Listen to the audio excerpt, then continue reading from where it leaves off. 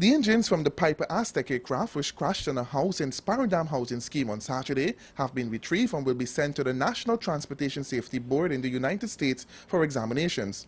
According to the head of Ghana's Civil Aviation Authority, Zulfikar Mohammed, the recovery of the engines was a critical part of the process. Well, what we've been doing is recovering the engines and whatever parts of the aircraft that can be used as part of the investigation process. This is ongoing and it will continue for the rest of the day. With respect to you mentioned investigation. Has the team been established so far? We have our own investigation team. It comes under the Directorate of ASR, Air Safety Regulation, so we'll do that.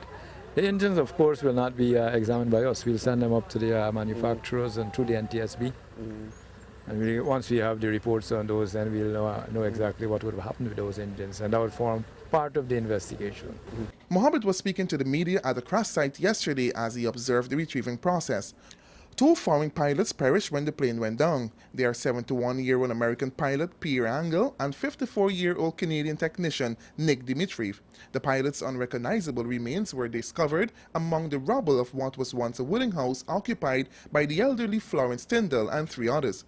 Mohammed said at the time when Ghana was celebrating 100 years in the aviation sector, this incident has cast a cloud over the observances. In any accident, right, the thing is that you investigate to find a reason for it so that you can prevent that kind of thing happening in the future. It's all safety oriented, you know, how you can develop safety measures to prevent this from happening. Some of it, of course, you can't prevent. Meanwhile, some eyewitnesses recalled the horrific tragedy. I was driving, bringing home my niece, and we heard a big sound, but the fact that I was driving, I could not have actually looked up to see what's happening, because I wasn't know where this thing coming from. And all of a sudden, when I stopped here to put my niece off, I saw a shadow over me as though I want to know if the day turned to night. It looks like that. And then it's like, wow, there's a plane right here. So if I didn't pull off after dropping off my niece, it's as though the plane wheel could have hooked the car, the window or the door, and just take me with them and burn up. I was nearby working. Then I hear the plane flying with a funny sound in the air. The plane backfired several times in the air, and suddenly the engine cut out. The plane glided over the ball field and crashed straight into the house. There was an impact with an explosion same time. After moments, there were several explosions after, and neighbors come out to assist by fetching things out of the house like gas stove and fridge and so on. Then the house fell because the post started to burn.